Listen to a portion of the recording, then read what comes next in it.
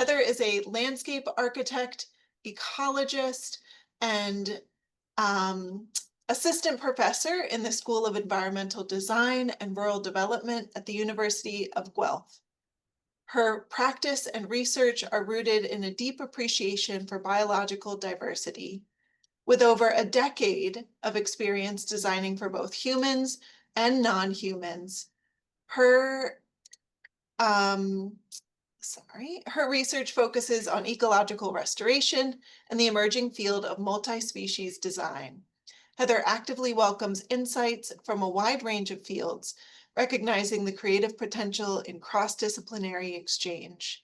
In her presentation today, Professor Schibli will discuss how the Miyawaki Method has become a means to introduce ecological restoration principles and challenge human exceptionalism in gardening, horticulture, and landscape architecture.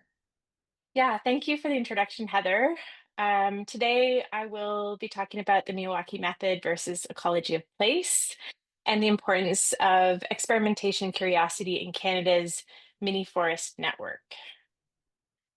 So before I begin, I would like to acknowledge this magnificent land that we engage with daily. I want to acknowledge the many peoples from the Haida in the west to the Wabanaki and the Micmac in the east who've practiced culture guided by wisdom and reciprocity for time immemorial. These cultural practices supported and enhanced the ecological health of which we all benefit from. These are their traditional lands. I also want to acknowledge the more than human species that have also co-created thriving ecosystems worldwide. Regardless of our ancestry, we too have a responsibility to the health and integrity of this exquisite home. Okay, so today I'll cover rethinking human habitats, the relevance of mini forests, a snapshot of this movement in Canada, along with some examples and lessons learned. Our urban and peri-urban forests have had a hard go lately between invasive species like the emerald ash borer, whose impacts are shown here, to extreme weather events like tornadoes, ice storms, and wildfires, to ever-expanding development. We seem to be losing trees faster than we can replace them. And those examples are just what we see in our own communities. Globally, we're losing forests to agriculture and extraction too. Global forest cover has dropped by 1/3 since the glaciers retreated roughly 10,000 years ago. But what's alarming is that half of that loss occurred within the last 100 years. So here in southern Ontario, which is similar to the rest of the Northeast, our forest cover has seen drastic changes in just the last 400 years. All but 6% of the upland forests remained at the turn of the 20th century. We've been steadily increasing our forest cover ever since, but it's nowhere near where it was prior to European settlement. So notice how the canopy actually increased post contact. That's because this land was already highly managed by Indigenous peoples when Europeans first arrived. Forest clearings were made to support fruit-bearing trees, a diversity of plant species, and to welcome game animals with a resulting heterogeneous landscape. There was a mosaic of prairie, savanna, wetlands, and forests in southern Ontario. A rewilding occurred in the late 1600s to 1800s when these agricultural practices ended, which was due mostly to introduced European diseases that hit Indigenous communities. However, you can see that once clearing the land for European farming practices and lumber extraction took hold, the forest really disappeared. And at about that same time, as Europeans set foot on Turtle Island, landscape practices in Europe included the lawn, which I know Doug was telling me covered earlier, which is a form of landscape control requiring incredible amounts of energy and was therefore a status symbol for the wealthy, as shown here at Versailles in France. And with access to cheap hydrocarbons, we have maintained this mode of opulent landscape management in the West. Even today, with climate change, we now burn through energy to ensure we have our own personal Versailles. So I've studied both horticulture and landscape architecture.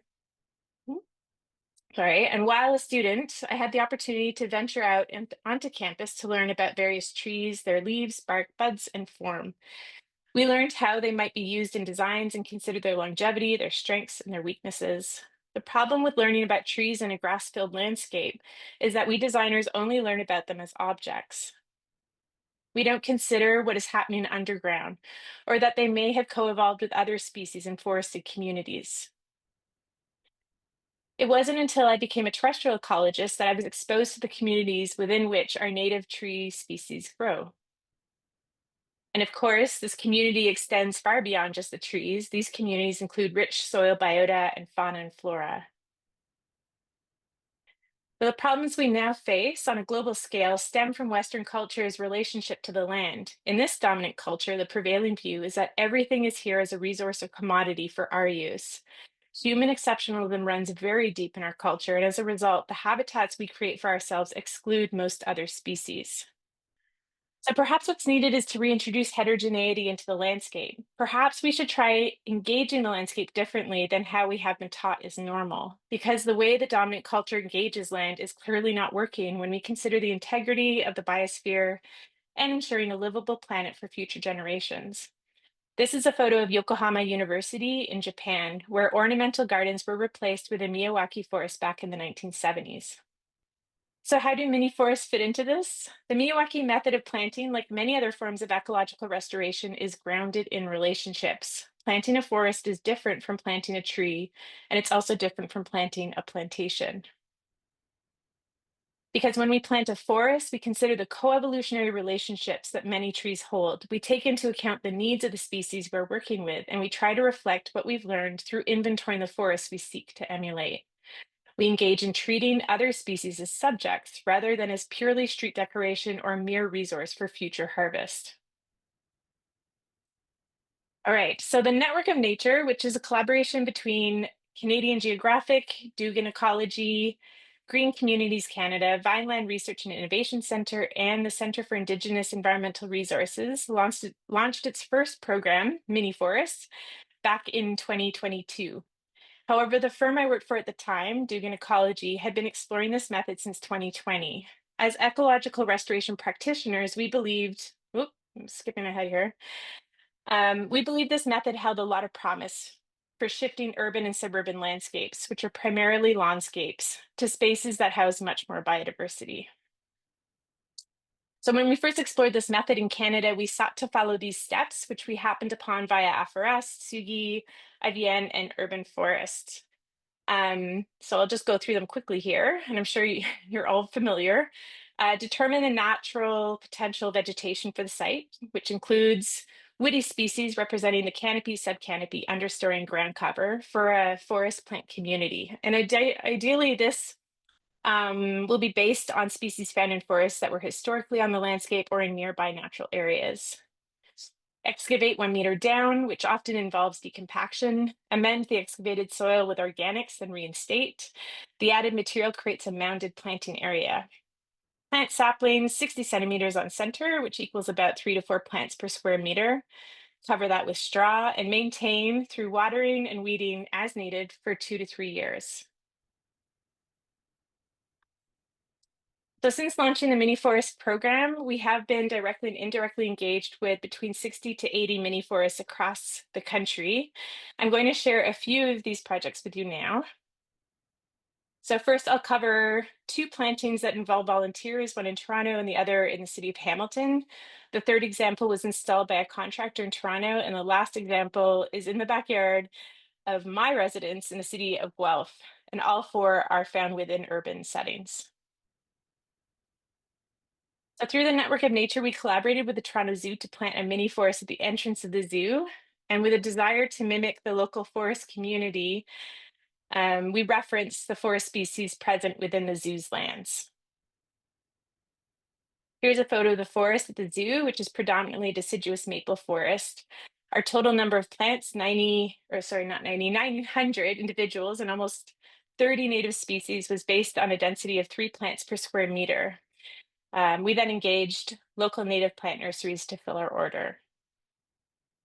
And here's the planting day, which also included a period of hail. And here's the same site at the zoo entrance 2 years after planting. The taller canopy trees were present prior to the planting as landscape trees, but the saplings planted below have gained significant growth since the time of planting. All right, so the second is another forest which was planted at Windermere Basin in Hamilton, Ontario, so not too far from the last one. A significant amount of mulch, that's an understatement, and other materials were brought to the site to support the planting. Green Venture coordinated the volunteer planting event, and the city of Hamilton provided the land, mulch, and plants. The site has been regularly weeded about two times or so per growing season. And here's a comparison of the site when it was initially planted in 2021, and then again 18 months later. I have a more recent photo, but it was spring, so it wasn't like super impressive, but it is doing quite well. Interestingly, these caliper trees had been planted at the same time as the mini forest planting. So these were like leftovers from the city. So they put them in just adjacent to, like just right next to the mini forest.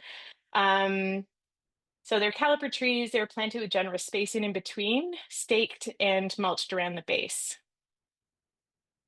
So we've begun to quantify the effects of this method within the soil.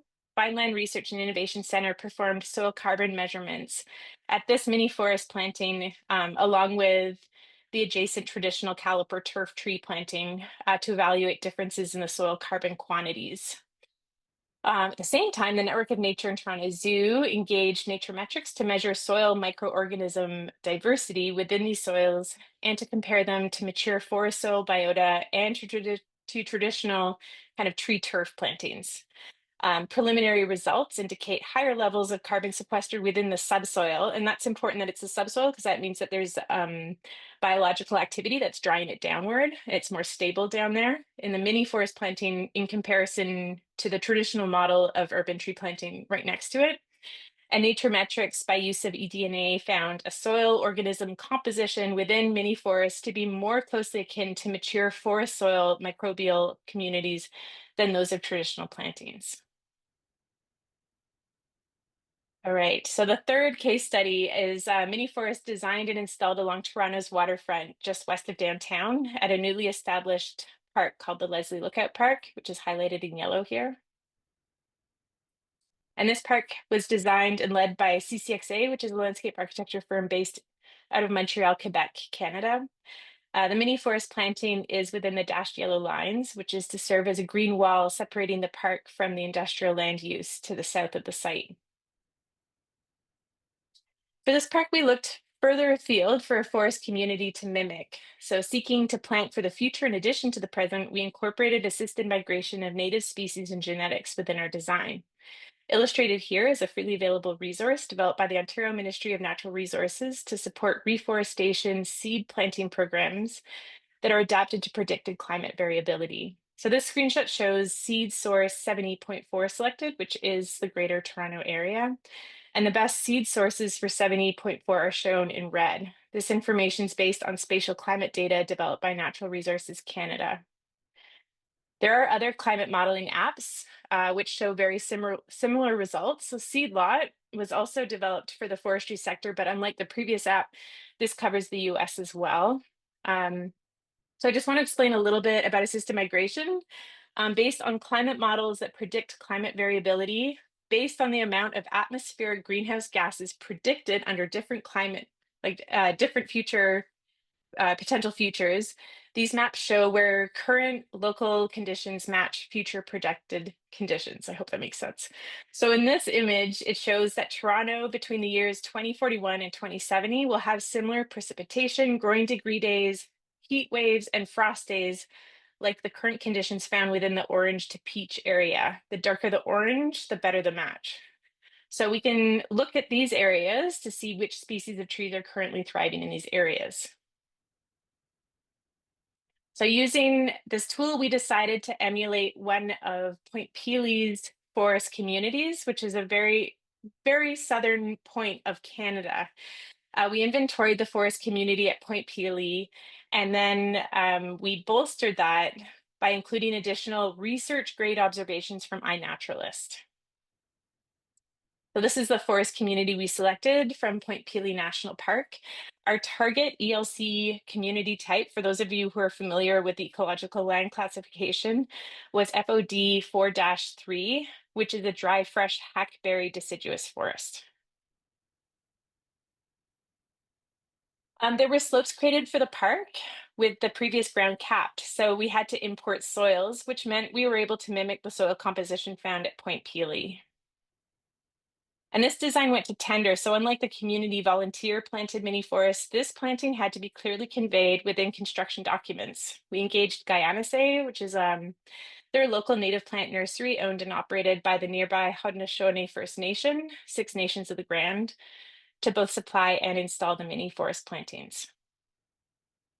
This is the close-up of the plant modules. The density was 3 to 4 plants per square meter. This site is sloped, so we created 2 overlapping planting zones representing different moisture regimes. And here's a rendering of the park. Here's the park during rough grading. And this is a photo of Guyanace installing the plants. Plants were covered with straw as wood chips would have washed down the slopes.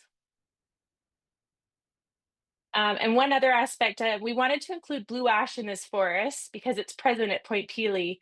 I took this photo of the blue ash at Point Pelee National Park, where there is woundwood growing over emerald ash borer feeding galleries. So these trees are healing post-infestation, and it is nearly impossible to source ash from nurseries. So we collaborated with the University of Guelph Arboretum. They have a collection of blue ash. The Arboretum collected the seed and Guyanace propagated them. This was only possible because we brought Guyanace into the project while still designing the forest. I would like to continue engaging local native plant nurseries early in the design process for their input, as well as for growing plants that are not readily available. Mini forests with the use of small stock make this possible. And here's a photo of the park on opening day last September. And this past spring, we were alarmed to discover that a third of the forest had been very heavily browsed by rabbits over their sickened winter. So this past winter, the fencing that had been installed hadn't been properly closed off on one side of the park, and most of the saplings were resprouting at the base. But this dwarfed height in combination with thistle that came in with either the soil or the straw is proving to be quite challenging. We're planning to spiral guard the trees this fall and properly close the fencing. Weeding is now essential until the saplings can shade out the thistle. Okay, so the last example is of my own backyard. I have a small downtown lot surrounded by both residential and commercial properties in Guelph, Ontario, where I decided to plant a mini forest nearly 4 years ago. So I planted about 280 trees and shrubs in 75 square meters, representing about 24 species. And I combined both representatives from moist and mesic forest community that grow intermixed across the river from my home. Here are some photos of the planting. So after removing the privet hedge and rows of Sharon shrubs, I sheet mulched the area, added 4 or so inches of compost and another 4 inches of mulch. This I let sit for the summer before planting in the fall. And by the time I planted, the grass and cardboard had completely decomposed, leaving super sweet soil to plant into. Plants include a combination of 1 gallon in plugs from local native plant nurseries. Some trees I started from seed, and a few I salvaged from neighboring yards with permission, of course. I asked neighbors who had sugar maple and white ash voluntary seedlings sprouting up in their garden beds if I could take them. And here's a photo of my daughter in front of our mini forest last fall. So it's 3 years after planting. So far, it looks like the bottomland species are doing better, with yellow birch, basswood, black maple, and elm putting on roughly a meter of growth each year. The tallest trees are now about 5 meters tall, which I think is about 15 feet or so. There are some random species in this forest, including the 2 pawpaw pictured here that a friend had started from seed and demanded I put in the very front of the forest. And here's a photo of the forest taken yesterday. Okay, so from these and several other planted mini forests, we've adapted the method to better suit the Canadian context. First, the methodology mentions only woody plants for the 4 layers, which is appropriate when mimicking Japan's dominant broadleaf evergreen forest. So in Japan, the trees, they don't lose their leaves during the winter months. So there's very little herbaceous vegetation on the forest floor. In much of North America, however, we have deciduous forests whereby most photosynthesis is performed by herbaceous species before leaf out. By late spring, photosynthesizing shifts to the canopy. This is a photo of a mini forest 1 year post-planting by the city of Guelph. Notice the proliferation of woodland strawberry. Yes, some weedy plants made their way in, but the strawberry successfully spread across the site, minimizing encroachment establishment, and establishment from early succession plants like burdock and thistle. As for soils, we, for the most part, have clearly defined soil horizons in our soil profiles here in Southern Ontario and other parts of Canada. These should not be mixed, so we discourage excavating down a meter prior to amending the soil. Instead, we recommend sheet mulching. On more challenging sites, rototilling might be necessary. Full excavation should only ever take place if the soils are deemed completely dead and lack soil horizons. If they are severely compacted, this sort of intervention could be warranted. So to reiterate, we've made some changes to the Miyawaki method based on our experience. We can't forget to inventory the site, testing the soil's structure and drainage, surrounding forests, projected climate change, and user interest should all be accounted for when determining the target forest community to replicate. We don't only reference past and present forest communities, but predicted future communities too. The concept of climax community is somewhat iffy, as ecological processes are much more dynamic than linear plant community succession. However, this still serves as a useful tool in selecting moderate to highly shade tolerant species. Don't forget our herbaceous forest friends. Let's include plants like woodland strawberry, zigzag goldenrod, and large-leaf aster in our plantings.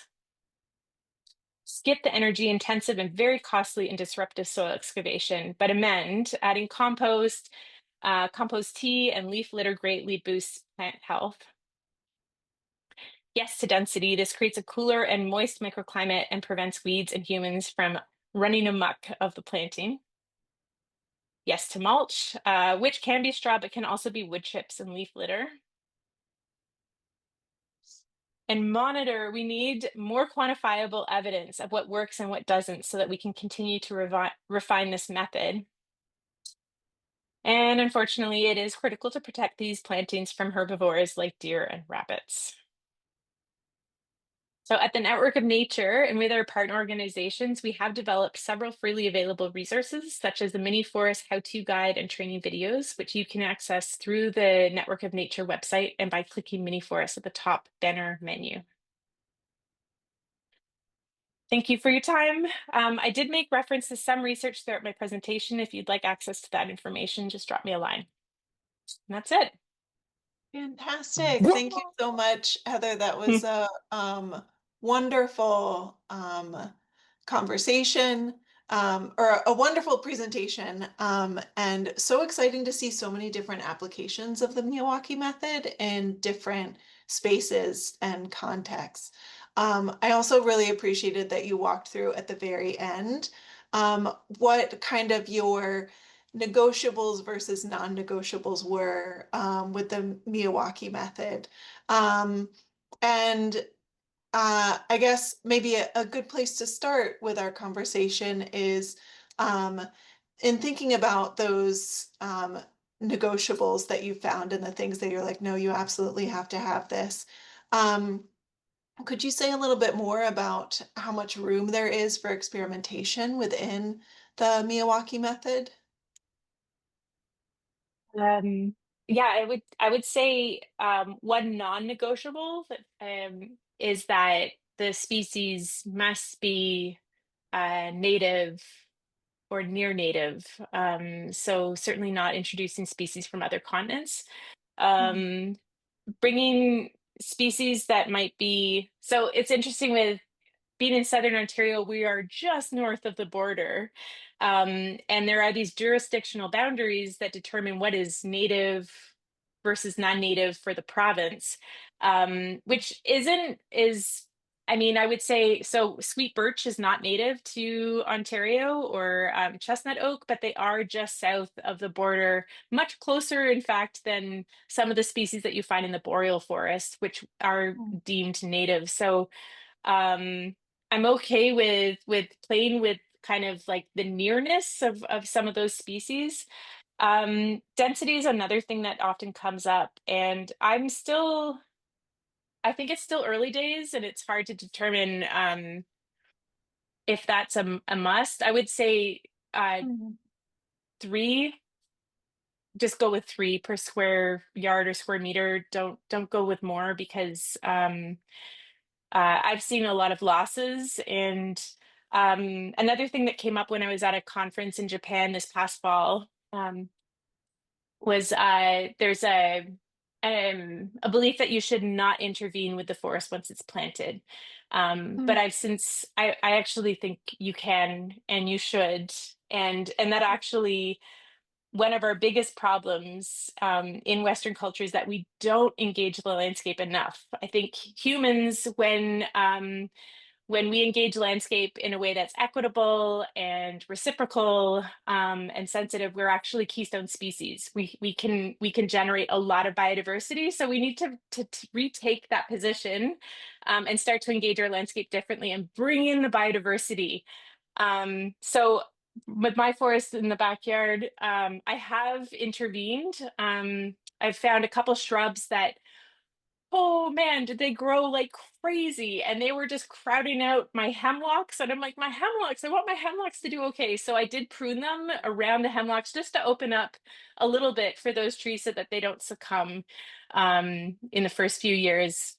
Those shrubs are eventually going to die back once the canopy reaches beyond what their genetics can allow. Mm.